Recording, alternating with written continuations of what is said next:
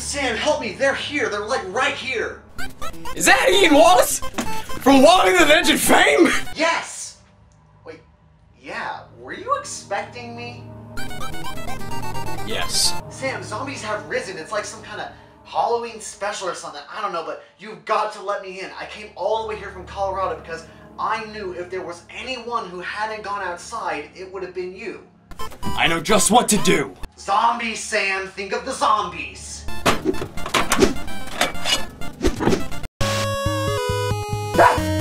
That scare you? Came out of nowhere. Resident Evil 0 is a great game. In fact, I'd go as far to say it was probably one of the best games on the GameCube and during its time. It was released alongside Resident Evil Remake and Resident Evil 4, and both of these titles are praised non-stop. Resident Evil 4 is highly rated across the board and reshaped the entire Resident Evil franchise. Whether you like this reshaping is up to you. Resident Evil 1 is a fantastic remake which adds a ton of new content to the original and gives it a much needed update. Hey, who talks about Zero, right? I do. It's a fun game. I even read the books, but J.R. Fleming, shit! Even in the beginning of the game is kind of creepy, mostly because of this guy and his girlfriend. But hey, you're into what you're into. I'm not gonna judge you. Unless you're into being judged. Resident Evil really understood the idea of scary real early on. There's a sense of uncertainty in every step. What room holds what? And it wasn't because something was going to jump out at you. I mean, most of the time. It was because your life was on the line. A single zombie could take you out if you weren't careful. And I don't mean to beat a dead horse with Slender, which is actually a really fun game. I enjoy it. But Slender isn't scary. There's nothing scary about walking around the woods, running away from Nancy Pelosi! So hey, Sam, are you gonna let me in, or what's going on, dude? Sam? Resident Evil brought a lot to... Sorry. That was an Xbox game. Resident Evil 0 brought a lot to the table. I mean, it was scary. I was scared. The game starts out and you're on a spooky train. Whatever. But then you start to figure out, well, hey, these are some pretty good cosplayers. So we'll let them go out on a peek. You will be remembered, old friend. Speaking of friends, the only guy who looks like he knows what he's doing is doing fucking flips through the nearby window to tell you that he's dying and that you're all alone. Well, thank you. So, who are you gonna invite to your semi-automatic birthday party? Edward says he can't make it, but Larry over there, he says he's free. The atmosphere was so dynamic, but so derelict. You couldn't just walk around like you were going to the grocery store. This was scary stuff. You had to put on 2 pairs of socks. I don't even...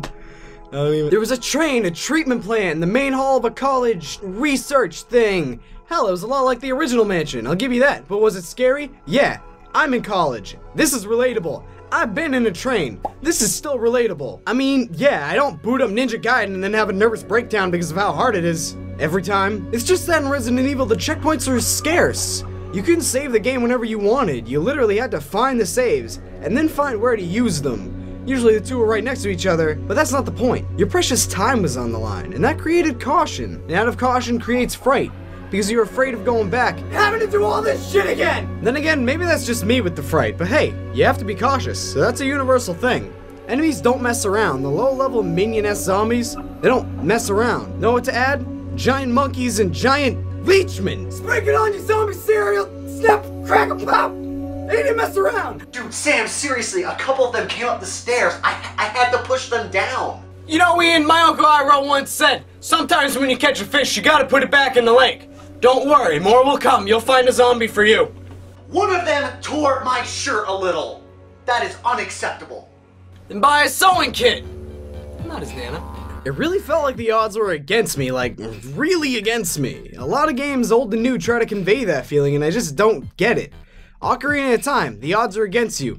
No, I saved the world in a week or so. Dragon Warrior 3, the odds are against you. Well, good thing I fought these water drops for 5 hours in order to give me the strategic edge over these ravens. Halo Combat Evolved. Oh no, my lifeboat crashed and everyone is dead. Except me, I'm fine. Then I mentioned I'm a superhuman. In Resident Evil 0, you're just a 50s time traveler who went too damn far in the future, and this post-college kid who knows a little bit too much about the green, eh?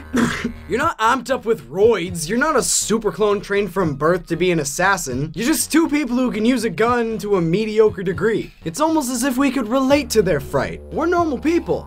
They're normal people. What they do is pretty much what we would do as well. Except if you're controlling them. Also, I probably wouldn't do half of these things. It's not smart. But let me stress that them. And this is where Resident Evil Remake and Resident Evil Zero differ. Zero totes a great partner system.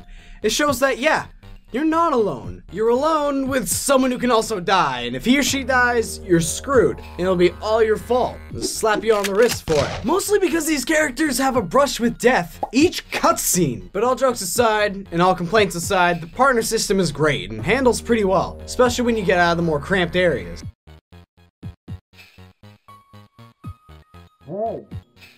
Hey Sam!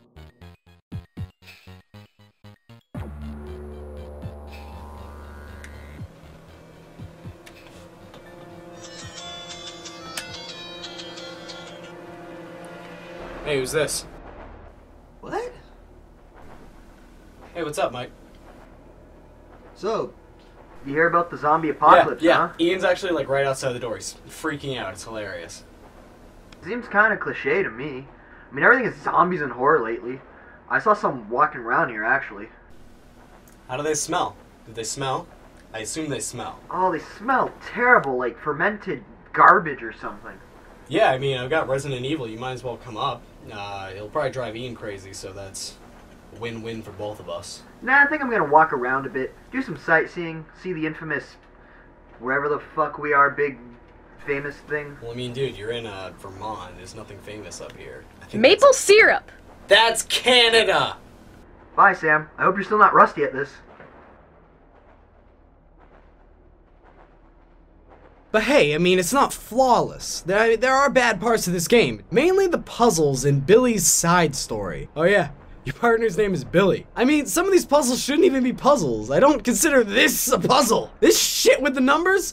Okay, you got me, that's an actual puzzle. This chessboard looks like a puzzle, feels like a puzzle. Nope, the answer is literally on the table behind you. Not a puzzle. You know what is puzzling? This fucker and his stupid story. Now this is a prequel. It's supposed to add depth to the game it comes before. It does that pretty well with the inclusion of Dr. Marcus and how he was behind the scientific aspects of the T-virus. But Billy is never again mentioned after Zero. Why give him a story if he's so irrelevant? I need to know the truth. Did you kill 23 people? Yeah, Billy, I actually forgot you had a story at all. So please, tell me more about your life. I killed 50 men. Plus, a lot of the things in the game make no sense. Like here at the train. At first you leave Rebecca, the girl, at the helm. Somehow she survives this. But Billy? He's at the end of the train. How? How does he survive this? Okay, I'll chalk it up to just being a close encounter with death, but this? No!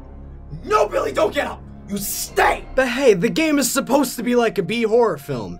I keep that in mind when I'm playing these early Resident Evils, and Capcom got it right with Resident Evil Zero. It was relatable. Sure, there's no zombies or leechmen running outside my dorm, because that'd be scary as hell. I mean, like 50 times more scary than a video game. But what's a good, but really far second? Playing as someone who acts and reacts just like you would. Scared and confused with a partner who shares that same fright. So when it comes to video games, the fourth wall has to be passed over through relatability. And Resident Evil does it well. Thank you all so much for tuning in. I know I've been gone for some time, but I'm back. May your thumbs stay blistered and your games played like new. Thanks for watching.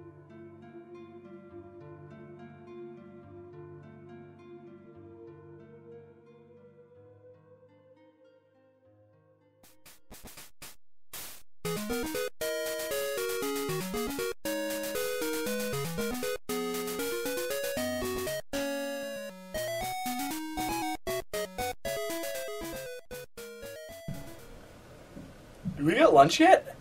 I don't think so.